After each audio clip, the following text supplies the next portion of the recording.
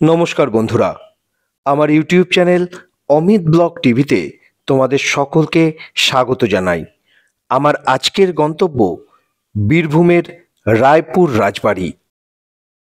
1863 সালে দেবেন্দ্রনাথ ঠাকুর প্রায় 20 একর জমি বার্ষিক 5 টাকার বিনিময়ে রায়পুরের ভুবনমোহন সিনহার কাছ থেকে লিজ নিয়েছিলেন, যেখানে তিনি একটি বাড়ি বানান, যার নামকরণ হয়েছিল শান্তিনিকেতন।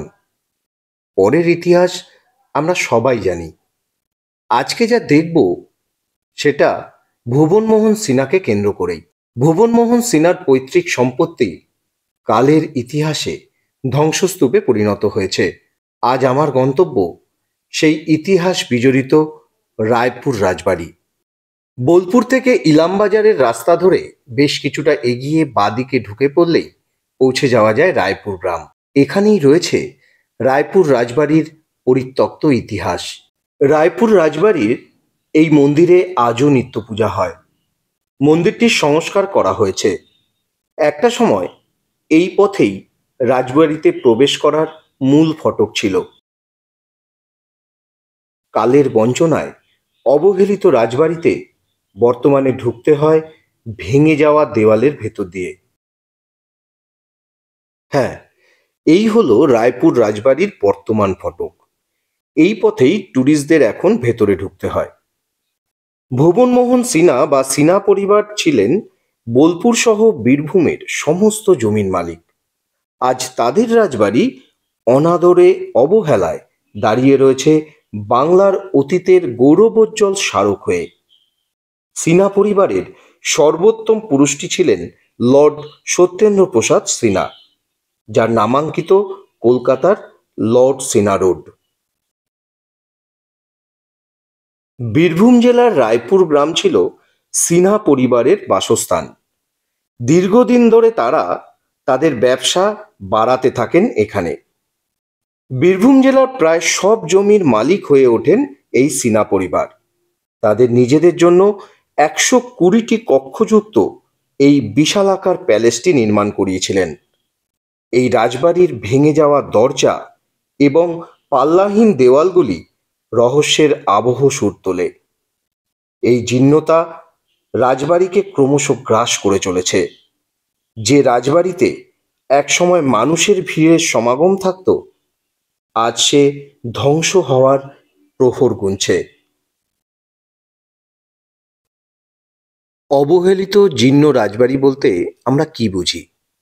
আসলে আমরা যেটা বুঝি সেটা হলো রাজবাড়ির ভাঙা পাঁচিল, দেওয়ালের গায়ে তাকিয়ে থাকা ইটের মুখ, গজিয়ে ওঠা আগাছা, ভেঙে ঝুলে থাকা সিলিং, চামচিকের আওয়াজ, পায়রার ঝটপটানি বা সাপের উপদ্রব।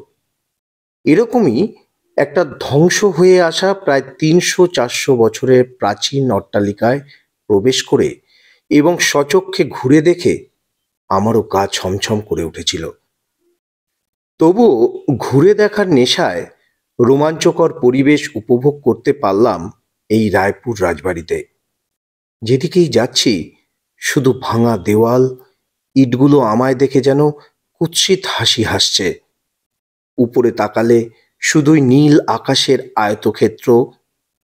একদম মাঝখানে একটি কুয়ো আছে। কুয়ো থাকলেও ভয়ের সেখানে কিছু নেই, কারণ কুয়োর মুখটি মাটি দিয়ে ভরাট করা আছে। বাংলা সিনেমা যারা দেখো বা পুরনো দিনের বাংলা সিনেমা যারা দেখেছো তাদের জন্য বলছি যে তোমাদের নিশ্চয়ই মনে আছে নবাব বলে একটি সিনেমা বেরিয়েছিল, যাতে অভিনয় করেছিলেন রঞ্জিত মল্লিক, দিলীপ রায় ইত্যাদি ইত্যাদি, সাথে সন্ধ্যা রায় ছিলেন। এবং ছবির শেষ দৃশ্যে দিলীপ রায় নবাব নবাব করে ডাকছিলেন এবং একদম শেষে গিয়ে রঞ্জিত মল্লিক পুলিশের ইউনিফর্ম পরে একটি দরজা দিয়ে বেরিয়ে আসেন। এই দৃশ্যটা কিন্তু এই রায়পুর রাজবাড়ির এই অট্টালিকার দরজাতেই শুটিংটা হয়েছিল।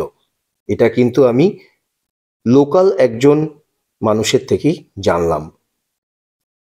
এই দরজাগুলো দেখলে ওই সিনেমার কথাটা নিশ্চয়ই মনে পড়ে যাবে। আর অট্টালিকার এই সবকটি দরজা কিন্তু বর্তমানে হাঁ করা প্রহরীর মতন নিশ্চুপ হয়ে দাঁড়িয়ে আছে। ইতিহাস কিভাবে বিলীন হয়ে যেতে পারে, এই রাজবাড়িই তার প্রমাণ। সিনহা পরিবারের রায়পুর রাজবাড়ির সাথে একটি নারীর যোগ রয়েছে বোলপুর শান্তিনিকেতনের। কখনো শান্তিনিকেতন ঘুরতে এলে রবি ঠাকুরের আশ্রম দেখার সাথে সাথে এই রায়পুর রাজবাড়িটা পারলে একবার ঘুরে যেও। আশা করি তোমাদের ভালো লাগবে। ইতিহাসকে বুঝে ওঠার একটা জলজ্যান্ত উদাহরণ এই রায়পুর রাজবাড়ি। বোলপুর থেকে টোটো করে চলে আসা যায় এই রায়পুর রাজবাড়িতে। মাত্র 6 কিলোমিটার দূরত্ব শান্তিনিকেতন থেকে। তাহলে আজকের মতন বিদায় নিচ্ছি। ধন্যবাদ।